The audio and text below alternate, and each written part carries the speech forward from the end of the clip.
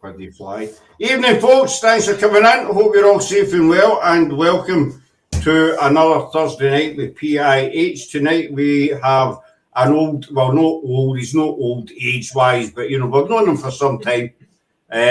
Paul Allen from Paranormal Analysis. Now, we've met Paul 3-4 times before on our other lives, and he's always a good laugh, really decent, genuine guy. And we thought we'd welcome him back tonight. So how are we doing, young man? How's Paul Allen doing? Yeah, I'm not too bad. Thank you very much. It's lovely to see you two guys again because, like you said at the start, we haven't caught up for a little while. So it's always fantastic to be a guest on your show. And it's great the way it's growing. And it's good to see all the fantastic people you have come on, and especially all the lovely people saying hello there. So hello to everyone, and thank you for joining this evening. Yep, hi to everyone in the chat. Jacqueline, Lindsay, Laura, Mario. It's been, about 6-7 months or something since we last... Just before Christmas, I think, last year. Was it? Yeah. We've not had Paul on this year, I don't think. A Happy New Year then, by the way. Just for yeah, for 2021. Aye, happy 20. I might be wrong, but I think it was just before. Well, happy 2021 then. Do you know what I mean? I didn't realise it was that quick. Mind you, the past couple of months have kind of flew in. It was only like Halloween, about 2 weeks ago. It just kind of disappears. And the big fat guy with the red suit, he'll be coming sooner as well. Do you know what I mean? Yeah. Well, I didn't want to say Paul. Do you know what I mean? I just there's Gail in as well. Hi, Sarah Paul. My name in the team is Ding Dong. Oh, okay. Well, you can ask why, but I'll not answer you. Nothing's changed then. No, nothing's changed. You can ask as many questions as you want, but I'll answer bugger all. I'll tell you what I'd like to ask is the people that are viewing right now, where are they all from in the world or in the country? Let me know. I'm from Portsmouth. I'm on the south coast. You guys are obviously up in Scotland. So let's get a good generic idea of where people are from tonight. So if they're happy to do so, just put their location in so we can see who we've got and where they're from. And obviously, once we get talking about paranormal experiences, then we can see if there's any parts of the country that you or I have been to or that they can recommend at all. That would be quite interesting. Another one, there you go, Bonnie, Scotland, straight away. That's Why did we think that? Why did we let him think it was yours? That's my old radio days coming back, so, talking too much as usual. But oh, that's right. You used to be a DJ, didn't it? Yeah. I was a radio presenter for 10 years. I only stopped actually last year because there's a lot of people from your neck of the woods on tonight, isn't there? Which is fantastic. Especially a woman. She's a few seconds for us. Aye, all the Scottish are out tonight. Know what I'm saying in that? Know what I'm saying? So you've got Sheffield. Sheffield. Oh, there we go. Home of the famous steel. Home of the famous. That's just along the road from us. That's about 15 minutes or something away from us. Mm-hmm. And Gail, she's in a place called Hamilton, which isn't far enough away from us. Well, she called me Ding, didn't she? It's when you say you've got someone on Alcatraz or Wormwood Scrubs coming in that you've got to worry. Aye, exactly. Broadmoor, something like that. Anyway, so as I say, we've met you before, Paul, but people are probably going to watch this and don't have a clue who you are, before I forget, before I made a mental note earlier on, I need another hat. Oh, another one? He's worn it out. He wears it every day. I do. Oh, thank you for promoting us. That's right. It's in the room actually, but I do actually wear it. Laura will tell you see Laura every day. Thank you. I'll get one up to you. Aye. That's fine. See, that's how you do. Right. That's how you get free stuff. You know what I mean? Free. I sent one to Kieran O'Keefe recently, and he very kindly took a picture of himself with it on. So he was promoting the paranormal analysis group out there as well, which was nice of him. He didn't have to. So it's always good to see people promoting other people and helping each other out as best they can. I can take a picture of me wearing it if you want. Send it to you. You might crack the camera though. You're on fire tonight, aren't you?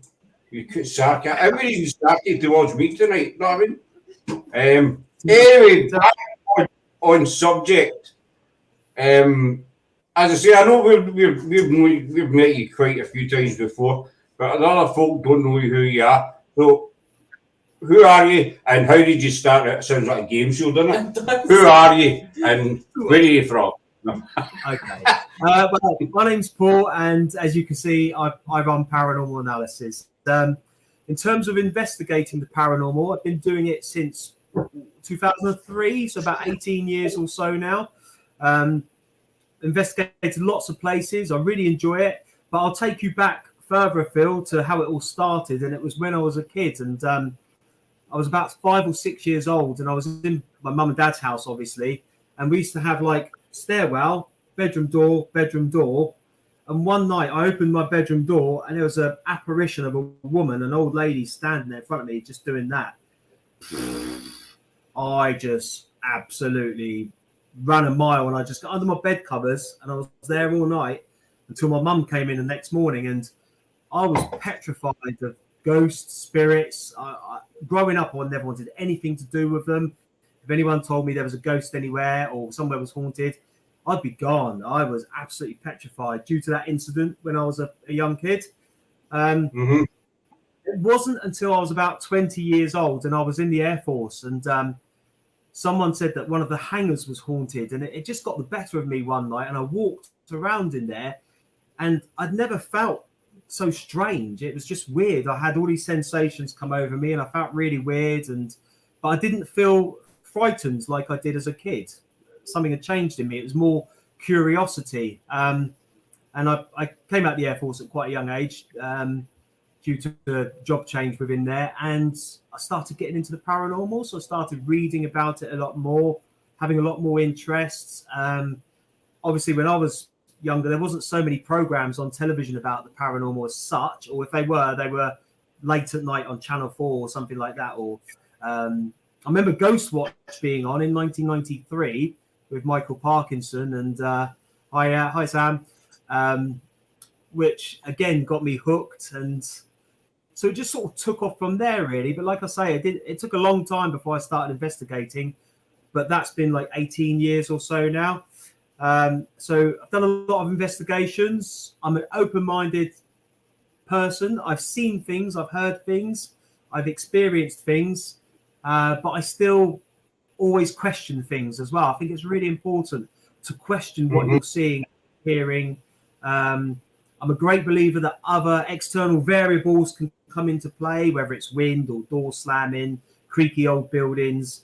I will always look for that explanation first before I go, oh yeah, it's a ghost or it's a spirit. But then I've seen and heard things which I can't explain, and especially that one as a young kid, you know, that will stay with me forever. And I've never seen anything quite as crystal clear as that either as I've got older. So yeah, I like to remain open-minded, but I sway more on the believer side than non-believer side. As Gail's asked, is anything in the spirit world ever scared you? So I take it that woman would be your answer to that one. Did you ever find out? Sorry. No, go on, Paul. That woman really scared me when I was a kid, and the only other thing since that scared me was I've told you guys this before, but I'll tell the viewers. Was at Wimmering Manor, where I had the experience of a young girl. My ex-wife and I were in a room, and she left the room, and then I was sat there on my own, and there was like this attic space that we were sat in, but it also had another little run through the attic, which was like a tiny little door. And it was pitch black, and I felt something come out there, and it ran towards me. I heard these little footsteps like that, and it stopped in front of me about there, and I could feel it, and it giggled. It went, ah, and then I just smelled like urine, and it wasn't mine, but it it was like a little kid's really strong urine, you know, and that made me go, whoa. And it didn't scare me, but it made everything, all my heckles stand on end. You know, it really got the adrenaline going. And yeah, I did get out of the room pretty quick. I won't say I wasn't, you know, scared a little bit, but I didn't have nightmares or anything about it afterwards. I didn't put you totally off investigating. The investigator always looks for explanation and rules out everything else before thinking paranormal. No, you're bang on, and so's Laura, Paul. This is something we've been talking about, funnily enough, in the last 2 or 3 lives and what have you. And I've been talking a lot about it. We've got they're called Hectic Paranormal. They're coming on the end of this month. One of the girls, we were talking about in a video call the other day about the debunking, and they're looking for the logical explanation before jumping on the paranormal wagon. You know, yeah, I think it's so important, isn't it? I think there's too much that goes on these days, where people, you know, no disrespect to anybody, this is my opinion, but there's too much people, they'll hear something and say, right, that's paranormal, that's a ghost, it's a spirit. You know, they don't, I mean, we're just finished, as I say, we're just finished doing that Caldwell thing, and the evidence we gathered was amazing. But I've sent all the recordings away to various people to get it validated. Yeah. You know, because we didn't want to put it up. But, you know, everybody hears different things in different ways. You know, would you agree with that? If you're... Yeah, of course. Yeah, we're all programmed differently, and we've all had different upbringings, you know, different experiences in life. So, you know, say for instance, say an ex-soldier that may have some form of PTSD that doesn't like loud bangs or something like that.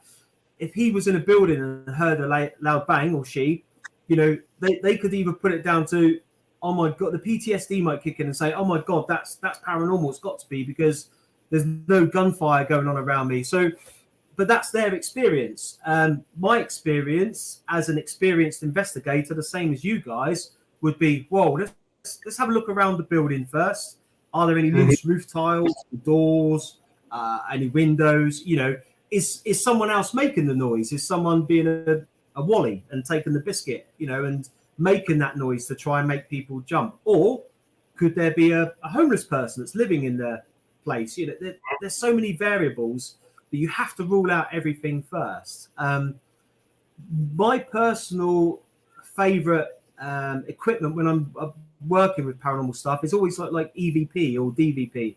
I think anything that you hear on that wavelength and that different frequency through a recorded device, I find it hard to explain. I find if you record a voice that says something, you know, if we can't hear it, why is that voice recorder picking that up?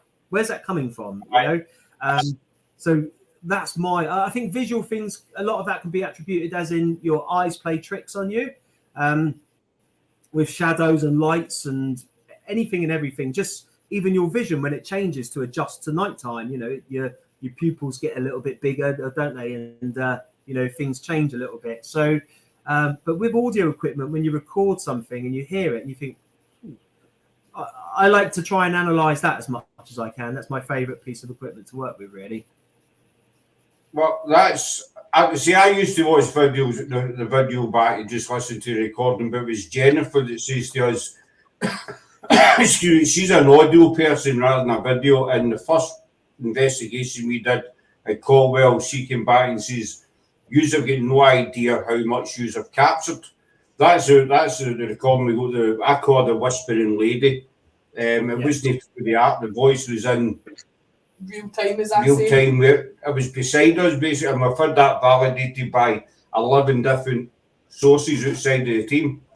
But after Jennifer said that, I started listening with the headphones on rather than watching, and the amount, as you say, the amount you pick up in the background is unbelievable. And then you watch the video back and you see that nobody is reacting to the noises.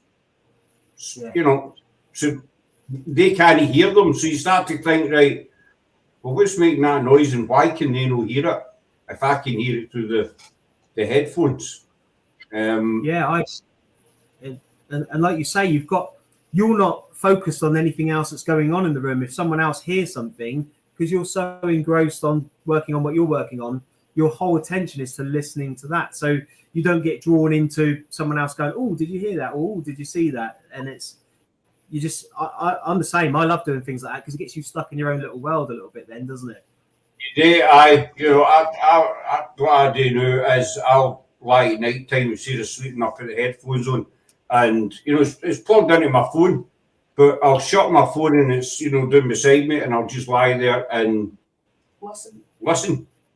And because there's no TV, there's nobody talking about you, you're just in that your own wee kind of bubble, Bubble, that's what I meant. Bubble. She's still prompt to me as she was all those months ago. You see, that's no change yet, Paul.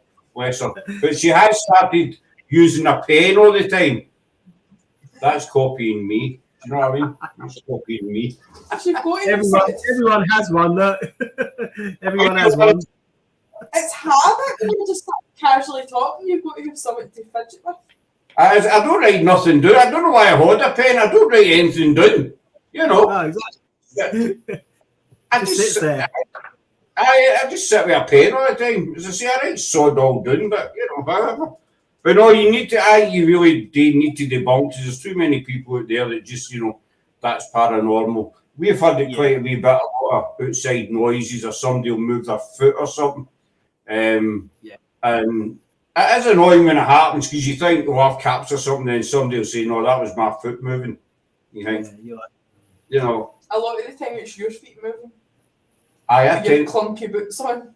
I tend to clunk quite a wee bit, because the boots I've got, thanks for dropping in it there. That's good. It's because you've got the big army boot style shoe things, and they're really heavy and clunky. Have you seen some of the places we've been in the last couple of months? I wear trainers. And whose feet ends up dry? Yours. I rest my case. Another thing, like going along with those lines, is that you usually find that this is no disrespect to people that are starting out in their investigations, but you usually find where they've not experienced or heard a lot of the bumps and the noises and the bits and pieces, that they'll jump to, it must be a spirit. And I was like that in the early days, so I'm not knocking them at all. But I think as time goes on and you get used to things and you know what to listen out for a little bit more, then I think your level-headed comes in. You just start to analyze things a little bit more. One thing that I have been, like I said to you before we came on, I haven't done too much paranormal investigating this year, just because of life stuff. I've done a little bit of urban exploring, where you go around abandoned buildings and things like that. But whilst I'm in these places, my paranormal head is always still on. I'm always still thinking, would this be a good place to investigate? What I do get annoyed is when I see urban explorers who make videos on YouTube and they're very successful at it and they do really well, and then they trip over into the paranormal field and they make shit up just to get likes and things like that. And I see it so much. There must be a ghost here. And there's a picture of a ghost on their thumbnail picture, and you watch the video and you're like, you're not even investigating it properly. You're just doing it to get more likes and to get your numbers up. That side of it does sort of great with me, because they're the ones that sort of give the rest of us that do take it seriously a bit of a bad name, where everyone jumps on the bandwagon and you're like, come on, Aye, exactly. Again, that's something we've been talking about quite a wee bit in the background. I've been talking to quite a few other people about it. It's these. We want to talk about urban exposure. We would just talk about shows in general. Not every show. I don't mean every show, but there are certain ones out there and certain teams that'll go and they'll invent stuff. They'll make stuff up. They don't get nothing, and they make up something just for effect, just for drama. And it makes the genuine teams, the people that sit in a graveyard or whatever for 6 or 7 hours doing it properly, genuinely. Well, I say properly, there is no wrong or proper way. Doing it genuinely Yeah.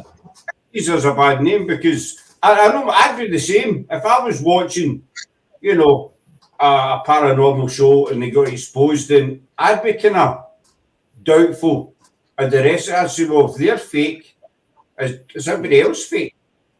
You know, to me, it's a kind of natural train of thought. And what's sad about it as well is that all three of us have discussed this before about the whole everyone pointing fingers and saying, "Oh, they're fake. They must be fake." But I think the teams that are well established are all doing what they're doing with the right intention. You know, and I think that's the most important thing: is what is your intention behind what you're doing. I mean, I've got a YouTube channel. I've got videos up on there. I don't do it to make a living out of it or to earn money. I know some people do, and that's fine. That's great. But I do it because I just want people to see what we do when we do it. And what you get with my team is what we are. You know, we have a bit of a laugh. We piss about a little bit. But we still take the investigating side serious when we need to. But I think you need to have that bit of sense of humour into it. You can't be serious all the time. But there's never any BS with us, you know. There's never anyone tapping or throwing things or anything, because A, I wouldn't stand for it; they'd be gone. And B, you're just misleading people into thinking that it is more made up than what they do anyway, you know. It's exactly. I agree with you 100%. It's, you know, you see, we've done it ourselves. You know, it'd be great to make money, you know, out your channel and that. But, you know we're not. It's never going to happen to us. We're never going to get to the 1,000 subs and what have you. And I don't want to sound, you know, sort of pessimistic. It's pessimistic. The downside of it. Yeah. You know, but I'm just being realistic. You know, we do it because we enjoy doing it, and we want to share what we get. That's exact. Just Laura's totally agreeing with you. Yeah. I think until somebody's actually experienced it, they must struggle to leave, because when you're there, you can see stuff is being tampered. When you're there, you can see, if stuff is tampered with. Did you guys see the program the other night? How My House is Haunted, where they were down. What's the name? Groundlings Theatre in Portsmouth. Now I've investigated that. Oh man, they had some good response in there. It's Barry Guy, Ian Norman, and I've got Jane Harris. Jane Harris, yeah, exactly. They were down at the Groundlings Theatre in Portsmouth, and I've investigated that place loads of time, and it's so active. And they gave a really good representation. I like their show anyway, but they gave a really good representation of what the building is like. Some of the activity that they picked up in there, we've picked it up before as well. So it's nice to watch a program when you've actually been there and you can correlate everything, and it all just falls into place. And you think, wow, their experience and what we did there, you know, and it's done all above board, and you know that no one's taken the mickey. It's more like validation for what you have done, and vice versa, because, you know, your results kind of tie in. But as Gail was, as Laura says, we don't do it because we want paid for it. We do it because we enjoy doing it. Because we're nuts. Yeah. Well, basically, we're nuts as well. Do you know what I mean? Well, who else would hang about abandoned buildings in the middle of the night? Apart from crazy people like us, paranormal investigators.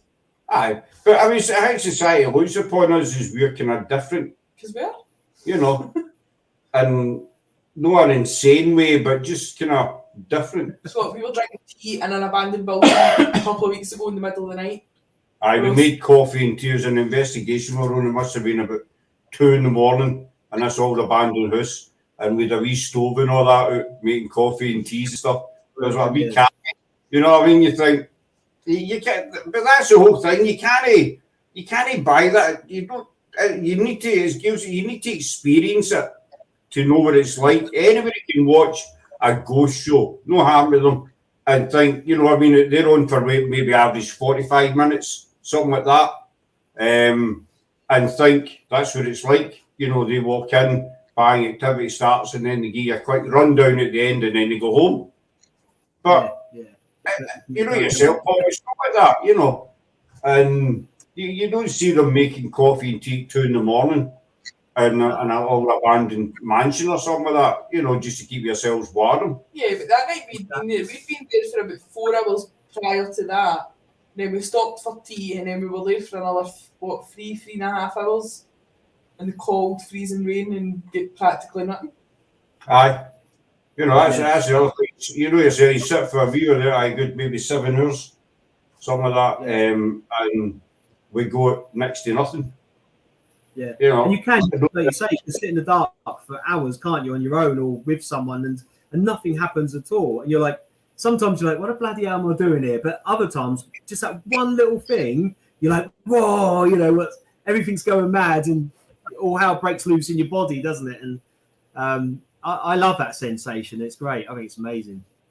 It's like it's hard to describe the buzz you get. You can sit there for 4 hours, nothing, and then the cat ball goes off. You know that?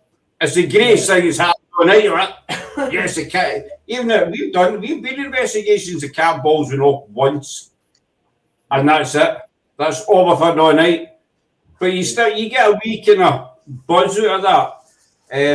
But that's what I enjoyed, the buzz you get. Like, so when we caught the Whispering Lady, the weird thing was there was 6 of us there, and I was the only one that heard it. But the rest of the team, at the exact same time, they heard, but they just, well, you tell, because you heard it. We were reacting to what sounded like someone taking really long intakes of breath.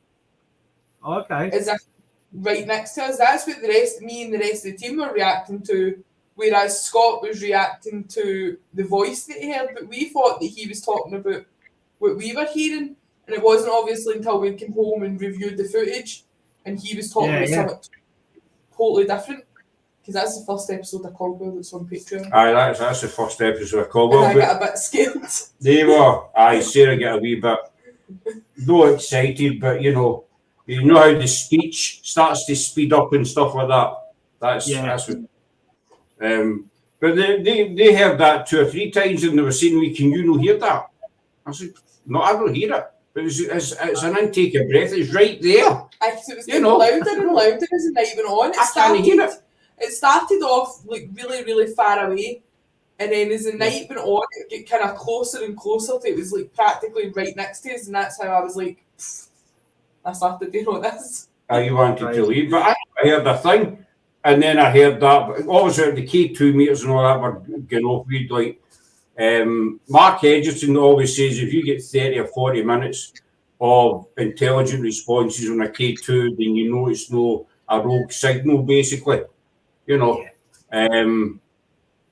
we've got 18 minutes, basically. That's a lot, isn't it? You know, on the first one, but so we're talking about that buzz. It's that buzz when you hear that voice, and it gives you that kind of tingly buzz sort of thing. You think, I've got something. Do you know what I mean? Yeah. Until you can listen to it and you're like, what the beep was that? You hear other things, and Michelle's from Tynemouth. Tynemouth, Devon. Hospital bed, fighting with cancer. Michelle. Yeah, thank you all up. Yeah. Thank you. Thanks for coming in, hon. So what's been your greatest kind of buzz, capture, whatever you want to call it? Recently, earlier on this year, we did an investigation at a former World War II hospitals, now a gymnasium, and I caught a really evil sounding laugh whilst I was asking questions. And you know, sometimes on your YouTube video you can put little like teasers at the start. It's on the start of my YouTube video, so if anyone just wants to hear the laugh, just go on that one. It's what's it called? Don Styler's Gym. So on Paranormal Analysis YouTube, just type in Paranormal Analysis, and it's Don Styler's Gym investigation. And at the start of it, you can hear like an evil Joker's laugh, and that just got me buzzing like anything. And I was like, who's there? What is it? Thinking it was going to come through something really evil, but it didn't. But I would say recently, that's the one thing that sort of got me a bit fired up, if you like, and a bit more. I haven't had that for a little while. We also did. Where was that last year? Ancient Ram in. I can't remember if that was last year or this year. But my friend and I were in a room and we heard walking outside the room, and there was no one else in the house at all. And it's very faint on the video. I did try to raise the audio as much as I can, but it's bizarre. And again, it's one of those moments where everything just goes, and you do jump up a bit. I'm trying to think what else I've done, because I only done a few at the start of this year, really. I haven't really done too much sort of mid to later part of the year. We did one called the Rifles Museum in Salisbury. Now, I've heard some really good things about that, but the night we went there wasn't too much. There was a couple of little noises, and we did hear what sounded like children running above us on another level, but we didn't find anything. So that I suppose for me that was a lot of buzz, because that was the only things that I'd done for a long time.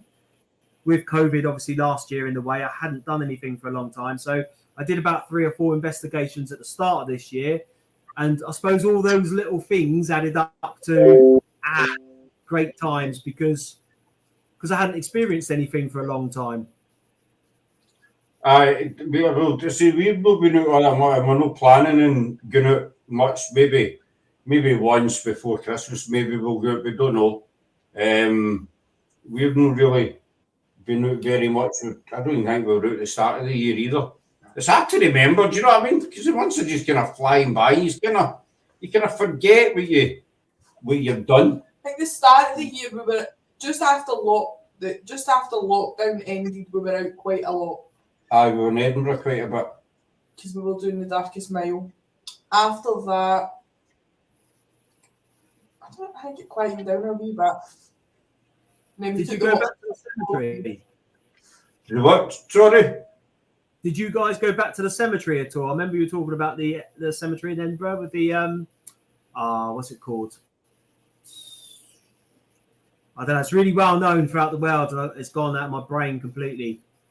Is it in Edinburgh? Greyfriars, yeah. No, we've not been in Greyfriars in a few months. We're actually going to. It's funny you mentioned we're going tomorrow. Actually, we're off there tomorrow. No, we'll not be back at Greyfriars since we done Darkest Mile, I think. Mm-hmm. We can't stay clear at Edinburgh now. Because we've done a lot in Edinburgh, and you know that way. We love Edinburgh. It's a fantastic city. Sometimes you can just kind of sicken yourself over. You can kind of overdo it. Well, I think we were in Edinburgh at Halloween. Yeah. For something we were doing, but you can overdo it. I think with a location. Yeah. There's Laura reminding us where we've been. Caldwell, the secret location. There you go. Loudon Club don't like it in there. I just get pure cheek when we go there. That's one thing I was going to ask Paul as well. But no, we're going to Greyfriars, hopefully weather permitting, that is, we're going to Greyfriars tomorrow. But we've not been there since about June, July time, whatever. So as I say, sometimes you can kind of, sicken yourself a place, we just kind of overdo it. Does that make, do you get what I find that? Yeah. It's especially, the last couple of years and whatever, you tend to sort of, because of obviously restrictions, we have stuck more local. So then you find yourself in the same sort of places. Earlier on this year, when I was out doing like the urban exploring stuff, my friend and I went to Dover, and we went into this old abandoned, it was like a fort, but there was an area where it looked like a young person took their own life, or they fell off the top of the building. As soon as I walked around it, I felt, and then my mate said, look at this over here. And there was loads of flowers around there. And there was like a picture of this young lad, and it said his name there. But even before my mate said that to me, as soon as I walked into the environment, you get that sensation, you feel something's present there. Or I don't know if you experience that, but I do. I pick it up quite a lot. And I walked around the corner, and it almost felt to me like this young person's spirit was still there. And I sort of said to my mate, "Wow, I'd love to come back here and investigate." And he said, "No, it's maybe a bit rude." And it's one of those, it's ethical dilemma, isn't it? If it's only recent, do you leave it alone and let him be in peace? Or, he might want to get some answers out and to tell someone something. So there's that moral dilemma of, do you try and communicate or not? So we walked away and left it, but part of me really wanted to respectfully ask some questions. It's kind of 50-50 because you want, as you say, you want to ask questions. You want to try and find out what you can, but then on the other hand, out of respect and what have you, kind of leave it to the side. It's kind of recent, fresh, raw, whatever word you want to use. So I know it's a kind of 50-50 sort of thing, Yeah. I didn't want to film it. Sorry, I didn't want to film it or anything. I just wanted to ask, because I had a couple of bits on me and just to see if I got any response. But I think once my mate said no, he didn't feel comfortable, I was like, yeah, he doesn't feel comfortable. And is it ethically or morally right or wrong? And like you say, I just walked away and I thought, no, I couldn't do it. I didn't feel right doing it. Maybe a couple of years down the line, you could maybe, rethink it maybe and get back. One place we have been recently, well, not recently, about a month ago, Sherwood Forest. We were down there. Okay. How was that? A long walk. It's massive. I can imagine, yeah. I see for the car park to the wee bit that we were setting up, it was like, what? How many miles was that? I was dead. A good couple of miles. See, by the end of the night, I was dragging my feet. My feet didn't even want to move. I was literally dragging them. I've never been so happy to see the car in my full life. It was good, but we were another team called GSI. They were filming for part of their own Paraflix.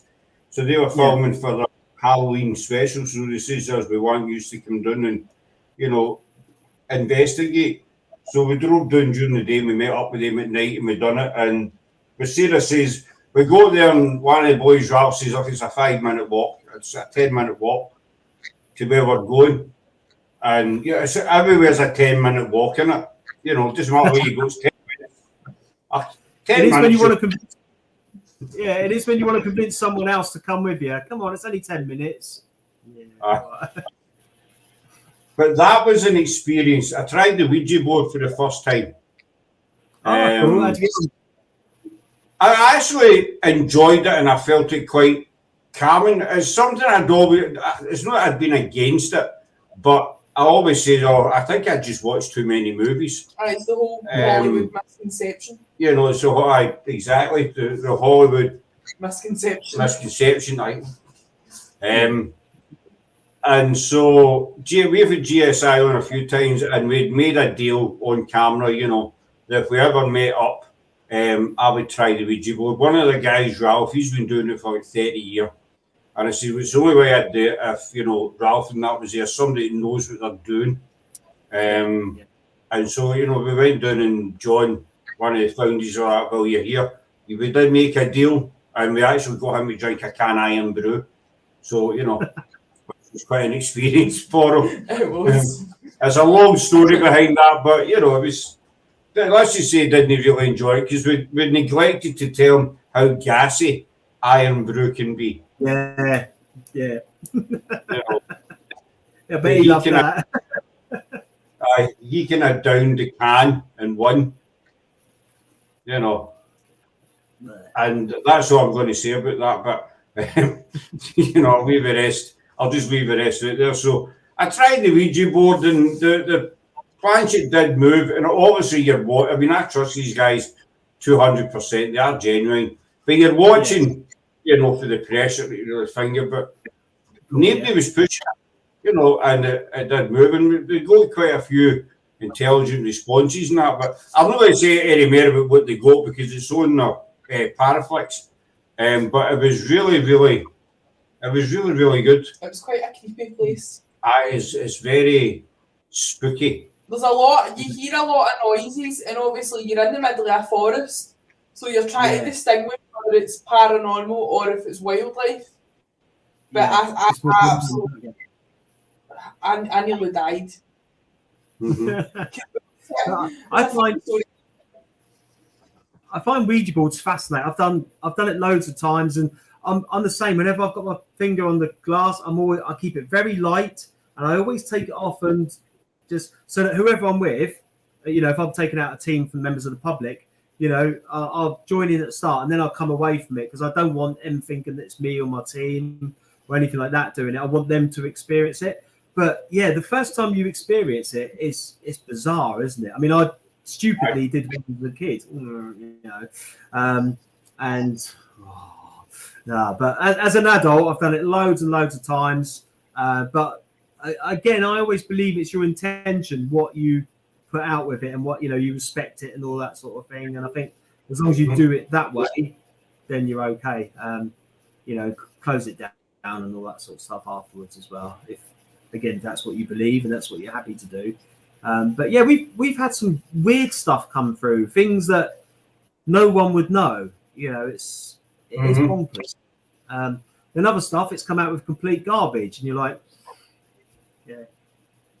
Just total meaningless stuff. But that's I enjoy it. It's only once I'd done it when I was doing it, and I would I'd try it again, but only with sounds daft. I would only try it with GSI. You know, yeah, just people you feel comfortable with. You tried a few things that night because you've done the human pendulum as well. I tried the human pendulum. All right. With them as well, which didn't get anything. No, I don't think I got anything. I just got a heart attack when you were off doing it. Sarah saw some spooky stuff. Because I was sitting, there was like wee picnic benches, so I was sitting having a break, and obviously it's pitch black, you can't see nothing, and I'm sitting with the torch shining it all about me because I'm hearing noises coming from all different directions. So I thought, I'll be brave, I'll put the thermal imaging camera on and see if that picks up anything. Well, I wish I didn't, because it was a cold night, right? But obviously it was pitch black, so I never seen my breath. Yeah. And I put the thermal imaging camera on, and I'm sitting scanning it around, and I just seen this thing right next to my face. I have never jumped up so quick.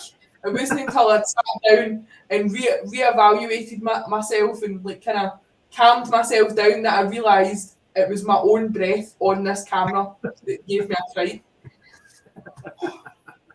That's great. I love it.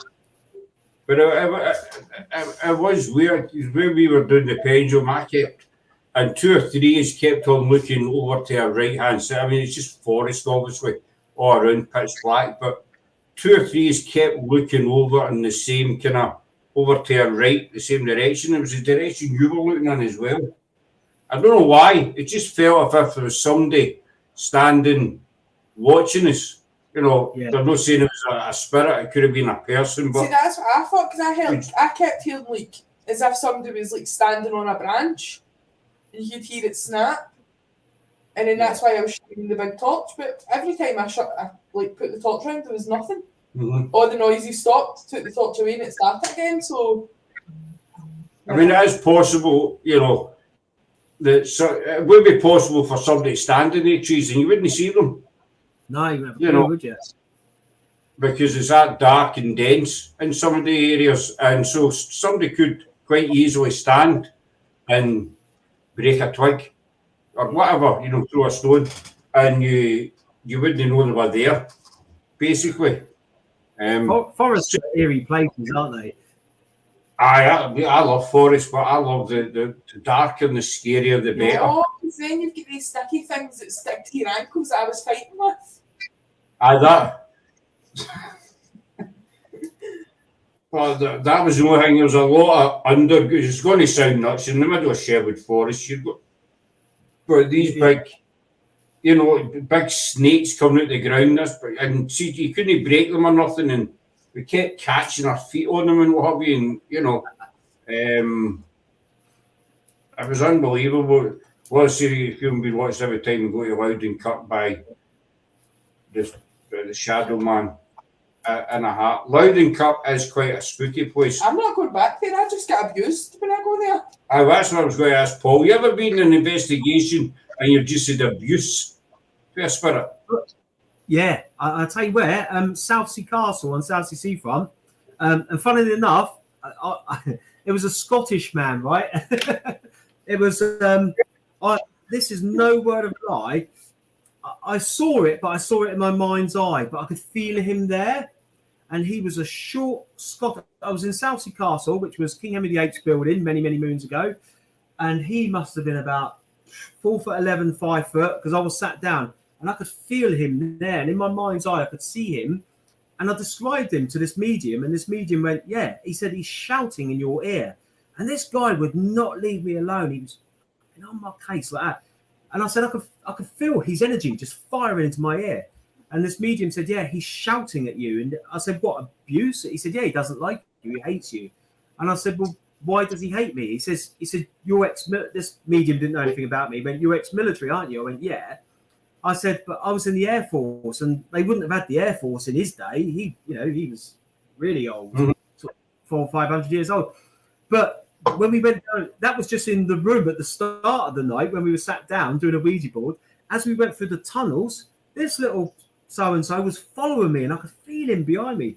He wouldn't leave me alone, the little shit. But he was angry. He was so angry. And like I say, I saw him in my mind's eye. I didn't see him as a spirit, but when I told the medium, I said, look, I've got to tell you this. And he started laughing. He said, I know what you're going to tell me. He said, but tell me. So I did. And he went, yeah. He said, he's there bellowing in your ear. And the little shit followed me around all night down the tunnels. And he was like up behind me. I could feel him near my back. But yeah, it wasn't scary. It was quite funny. And after a while, I was laughing at it, which is probably the wrong thing to do. Probably got on his nerves. But as soon as I got in there, he was on my case. It was bizarre. It was really mental. What about you guys? Have you experienced anything like that? Or Sarah has. I get abused near enough every investigation we do, to be honest. But Loudon Click was bad. I get called a two-faced beep. Aye. really? But it came through Sarah, two-faced beep. Same my name. We're the same night we get tell, you know, F off and F you and stuff like that, you know.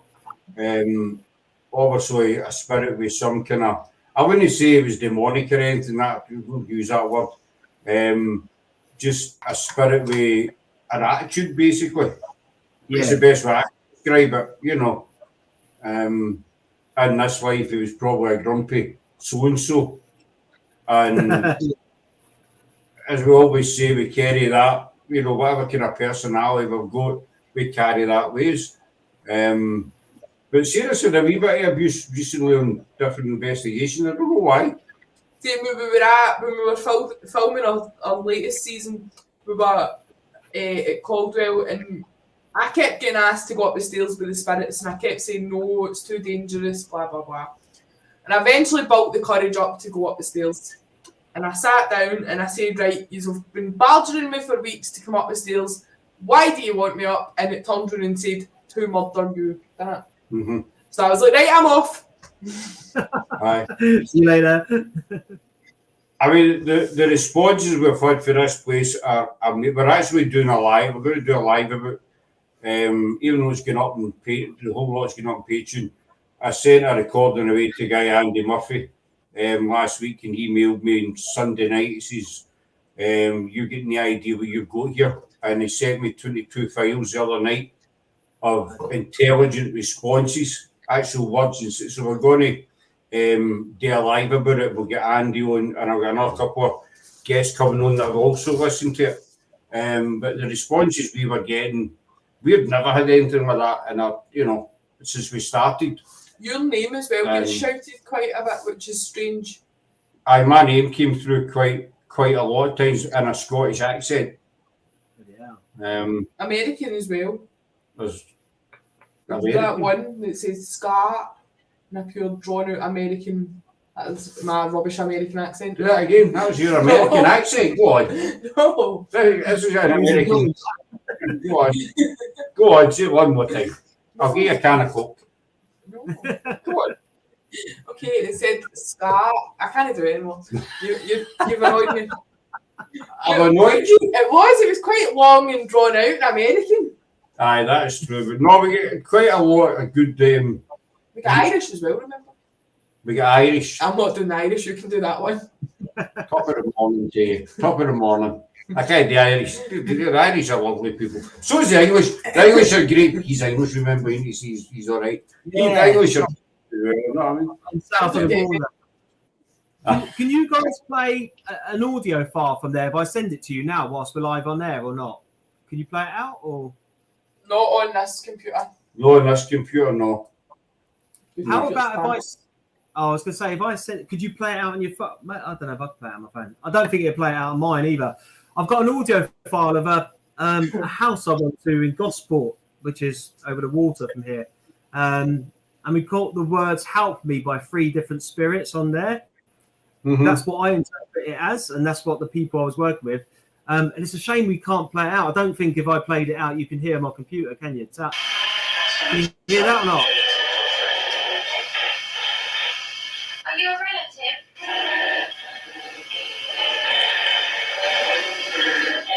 Oh, me. I heard that. Can you hear that or not? Yeah. Help me. Yeah, could you hear the audio clear? Do you want me to play it again? Aye, that the help me is quite Clear. clear. It's a lot clearer than the rest of it. Yeah, if you listen, it says it 3 times. There's 3 different voices. There's one at the start that goes, "Help me," really quietly. I'll play it again for you guys, all right? Right, here we go. Are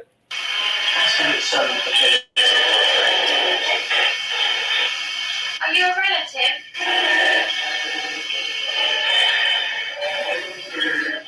Oh, me. I heard that. Did you guys hear that? Yeah.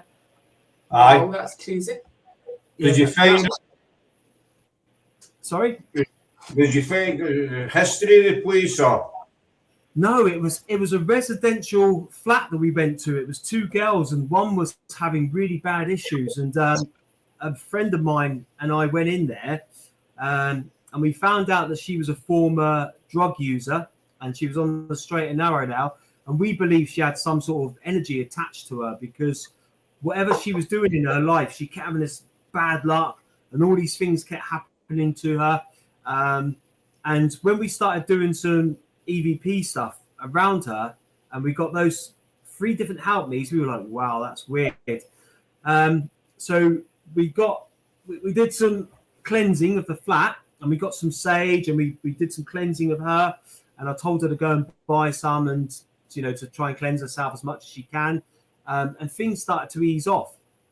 And then about 6 months later, she got back in contact with us and said that she's not having the bad luck she's having anymore, but she's aware of something that's around her. And she didn't want anything to do with any more paranormal investigators after that or anything like that. She just said, no, I don't want to rock the boat. Things are a little bit better for me now. So we never really got to the bottom of it. But sitting in the flat, you could feel how heavy the air was. The energy in there was horrible. It was so dense. It was like, but yeah, that was about 6 or 7 years ago now, and it bugs me because I really wanted to go back and see her and see how things were for her and how they panned out. But we've not had any contact since, which is a shame, really. But I've had a friend of my mum's recently get in contact with her because apparently there's some activity going on in her place. So I'm just waiting for the right moment, and then I'm just going to go along and see, just put some bits and bobs out, some cameras and some audio equipment, and just see if there's anything going on there at all. But again, it's another refurbished flat from an old pub, I believe, from what I've been told. Mm-hmm. So yeah, you don't know whether it's associated to the land or not, do you? It's always good with things. We were looking at a location up here. It used to be a hospital, We were going to investigate it, but then we found out to investigate it, you need to basically break into the place. So, because it's abandoned now, it's all locked up. And what I'll put my hands up, it was tempting because it's a brilliant location, but we thought, no, that's crossing the line and we're not doing that. But part of the hospital is now refurbished flats. It's still in the same, it's all in the one kind of complex kind of thing, but half of it's abandoned and the rest is all flats. And there's 2 or 3 people selling their flat. They're brand new flats. Wow. And 2 or 3 people selling their flats because of stuff that's happening in these flats. So again, as you say, is it the land? Is that because this location is reported to be really, really active? There's a lot happened in there. There's been a few suicides, etc. in there. So it's got quite a dark history to it, this place. So as you say, Paul, is it connected to the land? Is it connected to the, what probably used to be, I don't know, might have been wards at some time, something like that, whatever. But these people are dying to sell up and clear out, basically. But I know what you mean about the heavy feeling. We were told this many times. We'd at Canongate once, it was just this. And you see, a lot of people don't believe in the paranormal, as you know, and you tell them stuff, but as Gail said earlier on, and you need to experience it for yourself. That heavy feeling. We went to Canongate once, and we just get, and nothing spooks me out, nothing scares me, basically. I know it sounds like Eddie's not meant to be, but just this one particular night, it felt really heavy and really, we don't want you here. Yeah, it was quite. Or somebody didn't want us there. And it was the only time that I've ever felt like that. That we're not wanted to, maybe we should leave. I still ended up taking a walk about with a camera, Instead of going back to the car, and I ended up taking a walk in the graveyard, but it was just that dark, oppressive kind of feeling that we're and it left me brief. I don't know if you've had this, a feeling of dread. Yeah. But it's weird as well because I don't know about you, but when I get that, I want to push it a little bit further. There's something inside me that says, all right, then you've made me aware of you, or the environment's made me aware of this situation. And there's something inside me that makes me just want to go, well, what is here? Come on in, And I never try to antagonize anything, but I always ask out, and if you're here, you want to scare me, let's just have some conversation or something like that. And because that gets my adrenaline going a bit more then, and I'm like, oh. And that's part of the reason why. Yeah, that's part of the reason why we all do it, isn't it? We want to, in a way, we all want to be scared, don't we? We all want that wow sort of feeling, because Sarah, no. Because if something makes you go wow, then obviously something good has happened or has shown itself or said something, So I think that's what we're all secretly looking for as well. I still get that wow moment, that night I felt, but I was quite angry, for no reason. I think if somebody had walked down the street, I'd have punched them in the face. Basically, I don't know what I'm quite, even though they say Glaswegians are all rough, and I'm quite a placid soul. I don't bother with anybody. Well, I don't get it. What are you laughing at? Apart from when I'm driving, I've got bad road rage. I will put my hands up. I will put my hands up. I do have bad road rage, so Nobody else should be on the road when Scott's on the road. But this particular night, I just felt agitated and angry and just, raging. Raging based for want of a better word. But then we were getting up to Greyfriars after it, and when I drove away from Canongate, the feeling totally disappeared. Yeah, it's bizarre, isn't it? Aye, it was, and I'm not saying it's demonic and all the rest of it, but there was something heavy, oppressive there that just did not want us there. Yeah. I felt that before in an investigation where I've just wanted to punch someone. It's just made me feel, angry and really peed off and whatever. And you're right. If the wrong person said something to you at the wrong time, you boom, and then it's not you as such, but it's something influencing your mood, isn't it, and how you feel. And I'm not saying it's possession or anything like that. Do you know what I mean? No. I know some people might say, you're possessed, but no, I wouldn't go that far. It was just something that was kind of hanging over there, and Did making your mood swing. What? Did it make you feel like you had hair? No, it never made me feel I had a hat on. I had my paranormal analysis hat on, actually. I actually think you did to go hair. It's a haunted hat. I'm serious with it. I wear it all the time. Gail or Laura will tell you. I wear two hats, and that's the one I wear the most. If he could wear it to bed, he would put it that way. Good lad. That's a bit. No, I wouldn't, Paul. That's a bit extreme. Don't believe it. Yeah, I don't want to see a picture of you in bed like that with your hat on your head. a wee selfie with the headphones and the hat. No? Yeah. I might wear it going to Edinburgh in the morning. We'll see if it's ready. You probably will. Keeps your head dry. No, that's the main thing. There you go, it's usually glued to his head. Aye, there you go. That's Laura. She sees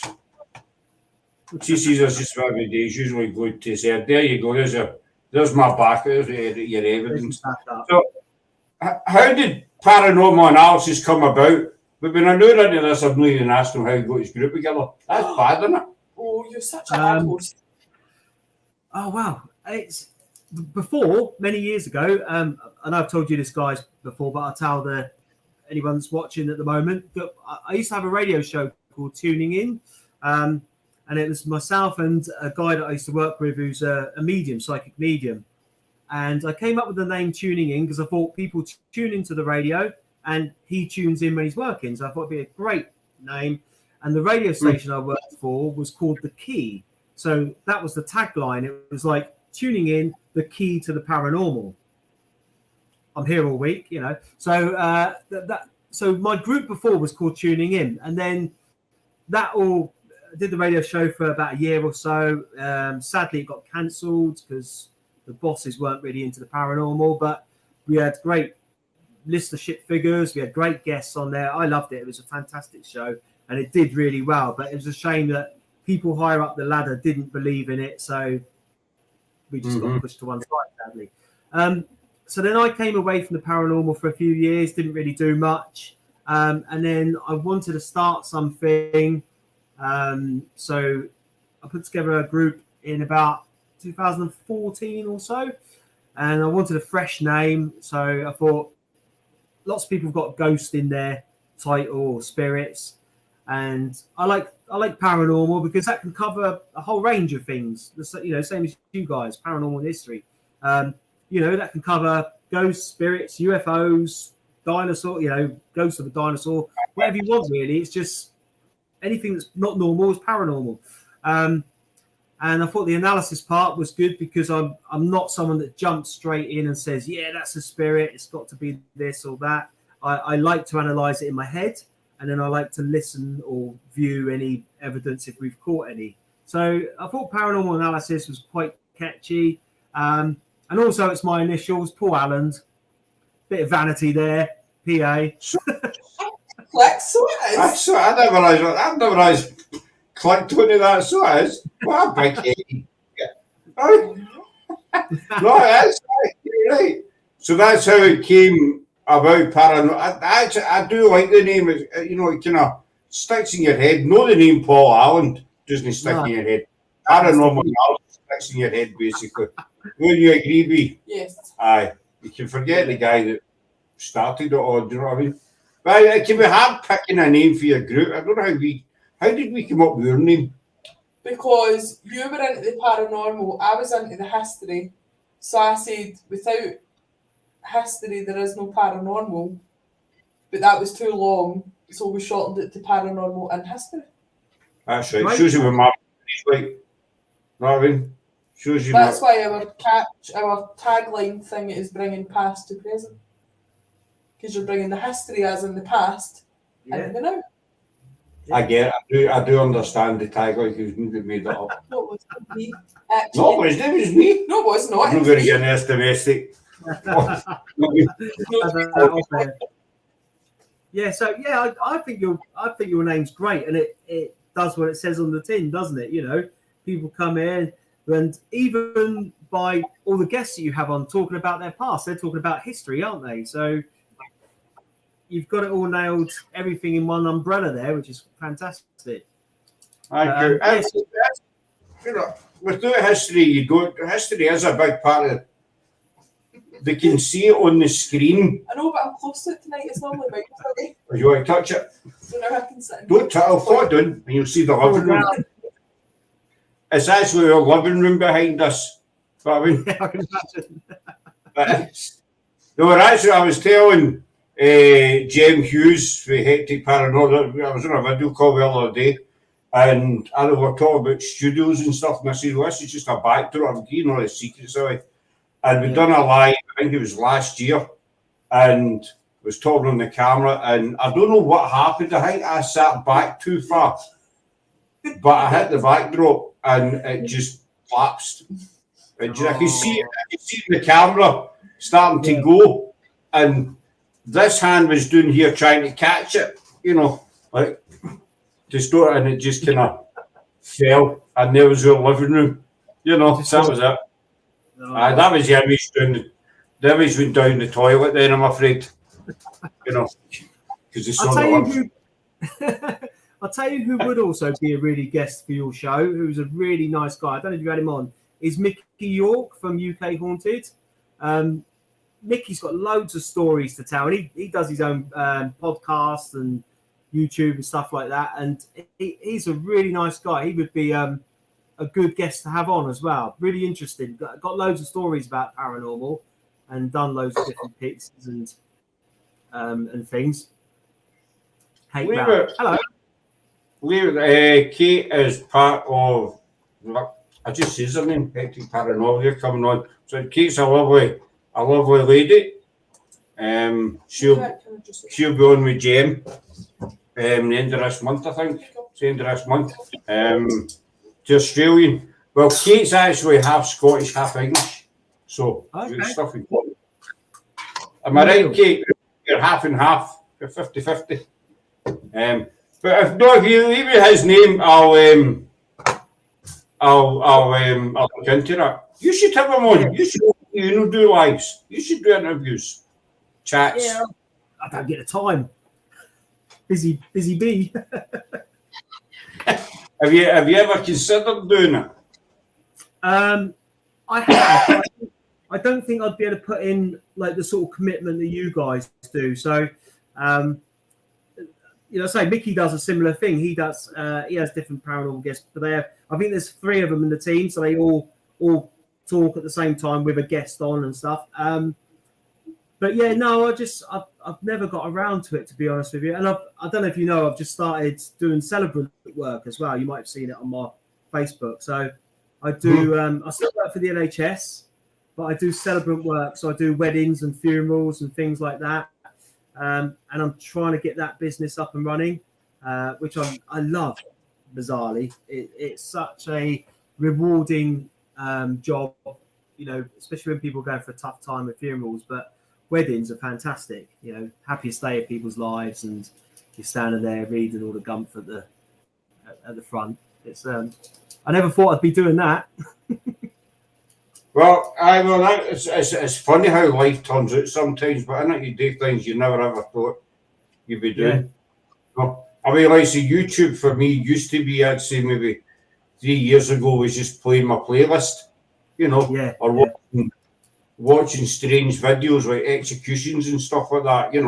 I must admit, I like to watch executions and people losing limbs and stuff like that. But yeah, that's just my kind of Scottish sense of humour. So, Whereas I sit and watch cat videos and oh, see the rubbish this one watches about cats and elephants and trying to save a fish.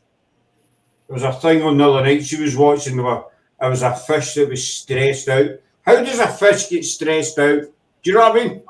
How? When it's How not do you, going how do you tell if a fish is stressed? because the wee fish was getting bullied, so they had to give the wee fish antibiotics and a wee injection in its fin, and it was so sad. I mean, does it pop up and say, you know, what a hell of a day I've had? You know, swimming around. Stay away from me. Stay away. Get away. Right? Swim that way.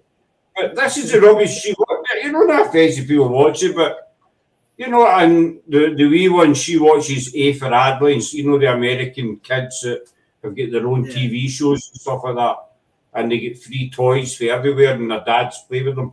You know, they build them houses and Play stuff. with the toys. Play with toys. Sorry, aye, the dads play with the toys. And so you get elephants and stressed out fish or kids' TV. Is someone having his mum remove the spoon? Yeah. I'm slowly getting into the paranormal shows. You should be into the paranormal shows. You know what I mean? But I don't like the paranormal, it's scary. She's in the totally wrong. You know what I mean? That was, I go with the lower half of our sign. I prefer history. I deal with the top half. That sounds, do you know how bad that sounds? I deal with the top half, you deal with the lower half. That That's sounds. That's a whole different show. No, I mean, That's completely different. whole different. So, just so Back you to mean, the paranormal. you what? Back to the paranormal. Aye, back to the paranormal, please. Yes. No, I mean, so we're talking earlier on about the paranormal shows that are on. I mean, there's loads of them. I think it all started out with one in particular, which I'm not going to name, but I think most people get the hint who they were. And they were kind of exposed. What's your thought on all these shows? Do you think there's too many of them? Do you think that they portray the paranormal in the wrong way or the right way?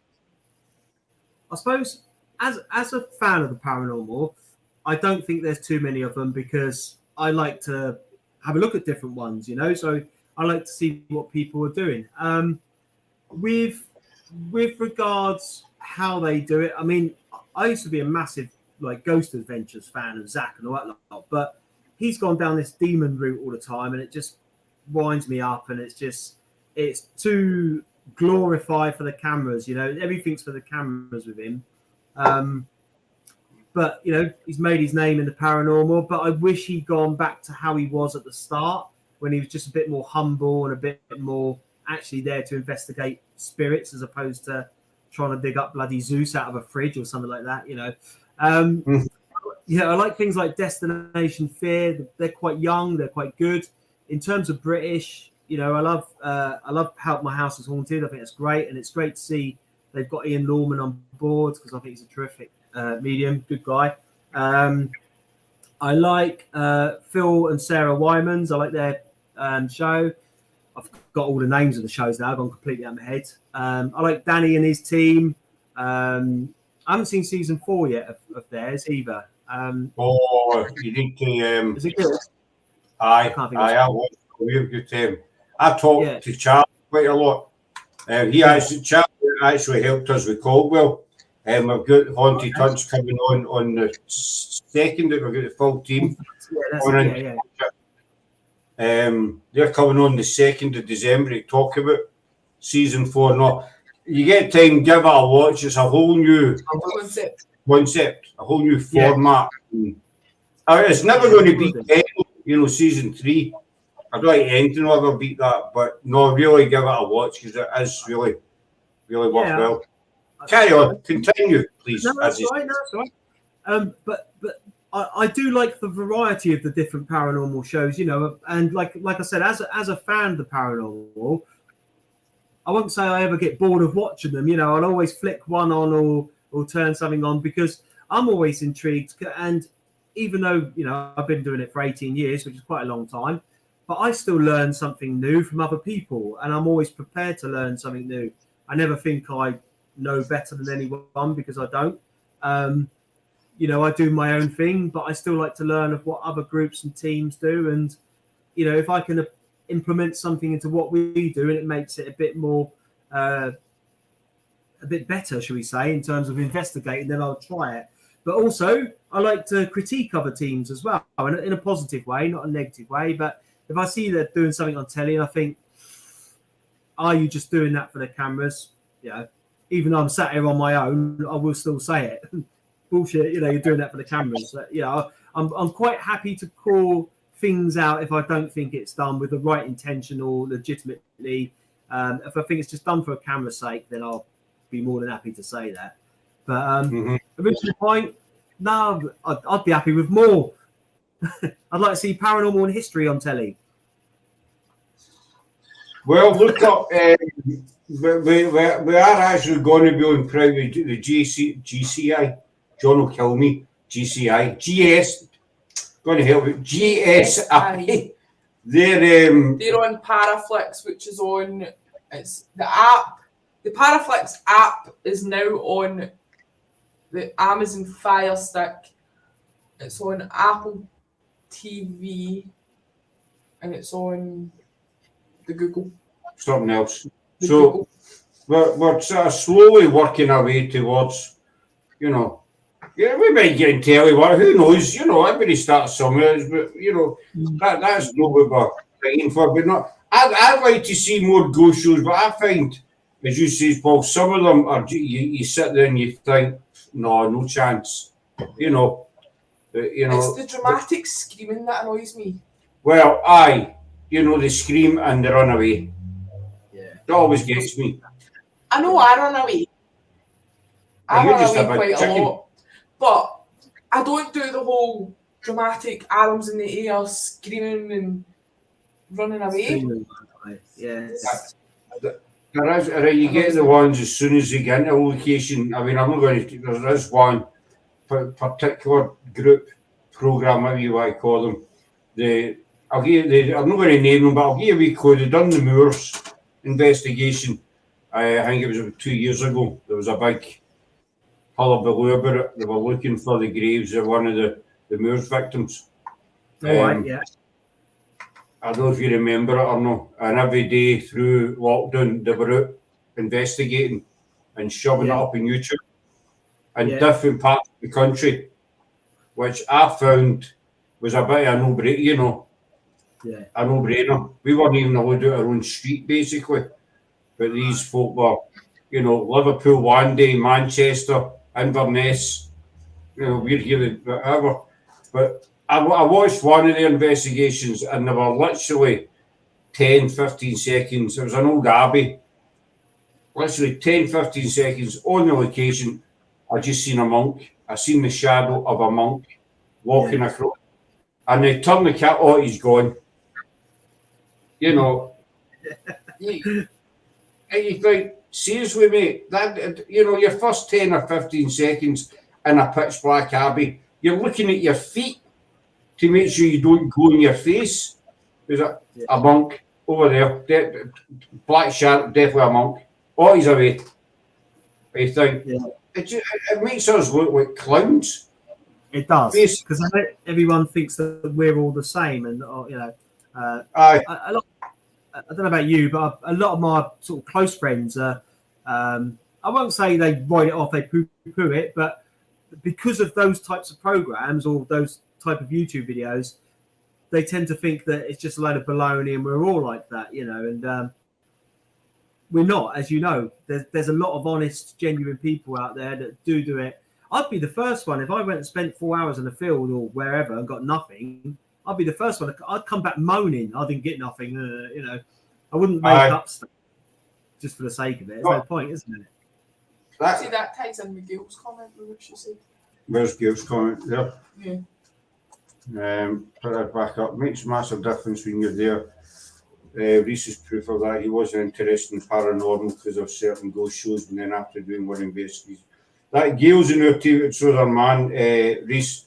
he was a big skeptic and what have you, Yeah. because of the ghost shows basically, and then we've had him out 3-4 times. I lose count. He's been out quite a few times with us, and he's hooked on it basically. I forgot what I was going to say there. Probably the ghost shows.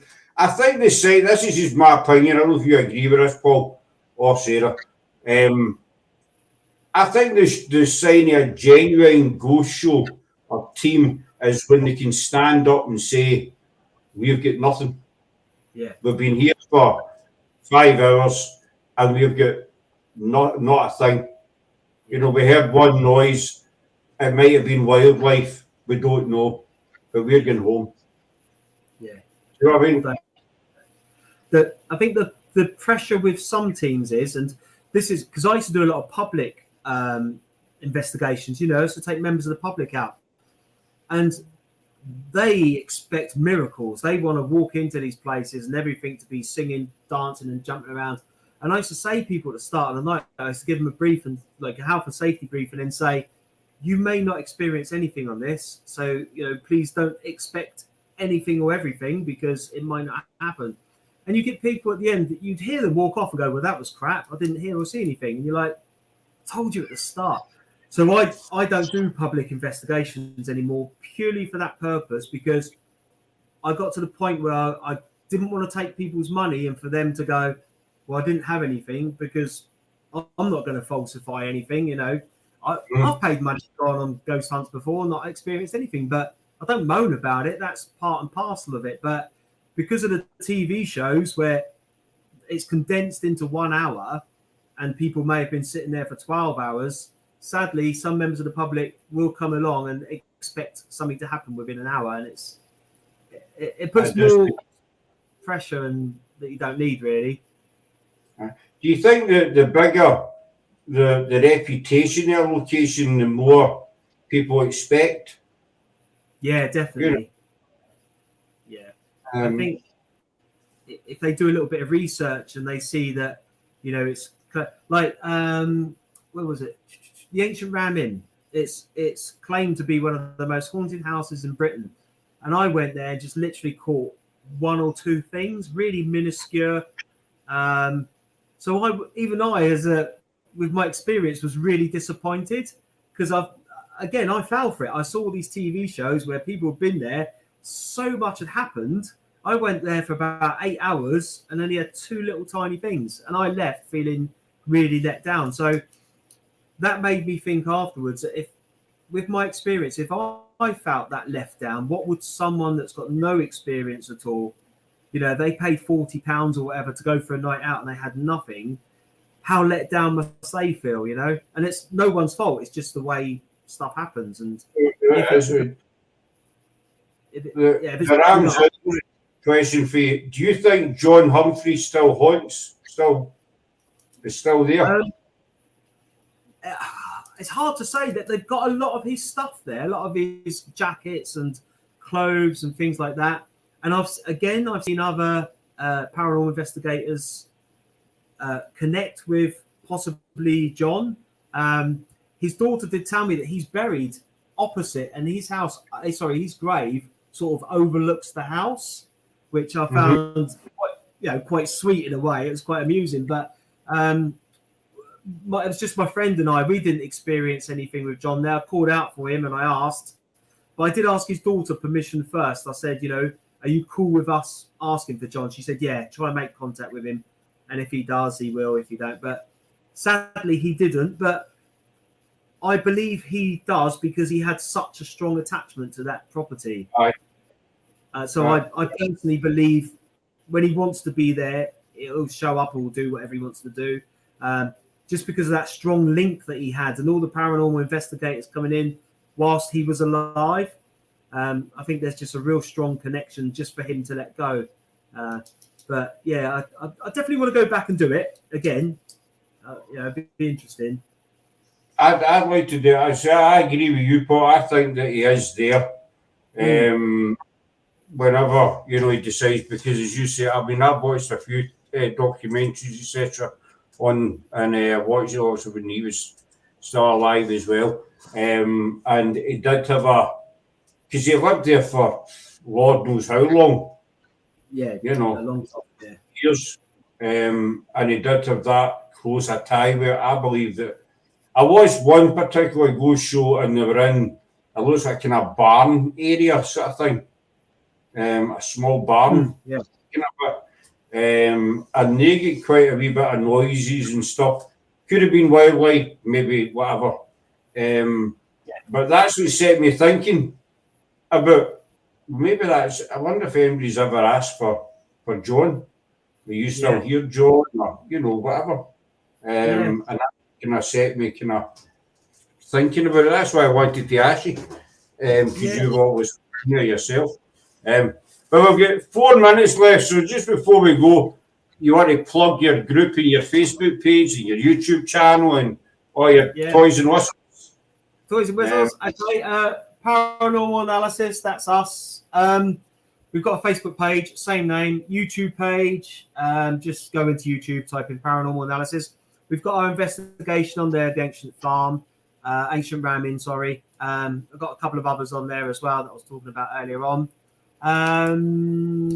So we're on there. We're on Instagram as well. I haven't been on Instagram much recently with it, but we are hoping to get out investigating again real soon now that things have calmed down in life, and I'm starting to sort myself out a little bit more. So I'm hoping to get some investigations sorted soon, and we'll bring them up to people. We do sell merch, everyone's on the website if you're interested. Black polo shirts, hat. They do hats. I can vouch for that. T-shirts, hoodies, all that stuff. If you like our design and want to wear our stuff. Other than that, come and say hello. If you want to pop on the group and say hello, and you're more than welcome to. And maybe Scott and Sarah, maybe we could all meet up at the Ancient Ramin one day. Maybe you can come down and. Well, I would in the new year. I don't see that being an issue. We're full with lies up until the 16th of December. Then we're calling it a day for Christmas and New Year. And then then obviously 2022 we've got stuff coming up with Elysium and what have you. So we can definitely put. I tell we got one more thing to go in December. Paranormal Public. We're doing that's in December. We're going to film in the streets of Glasgow. Just stop people at random and ask them the paranormal. Might work, it might not. Well, Sarah says nobody will talk to us, but I say I'm a Glaswegian. I'll get anybody to talk to me. I'll badge them. I'll follow them from one end of Argyle Street to the other through Primark. I don't care. I'll stand at the till with them until they talk to us. You know what I mean? But no, definitely, I'd love to do the Ramin. That's definitely a plan. But we'll wind up. We'll wind up there for tonight. So I'll keep a hold of you, Paul, just after we come on. So thanks to everybody for joining and for your comments, etc. I hope you enjoyed tonight. It's always a pleasure to see Paul, and you will be seeing him again. So until next Thursday, well, we're back online in our own thingy as well. But until next Thursday, take care, folks, and we'll see you all later on. Bye. Bye. Thank you.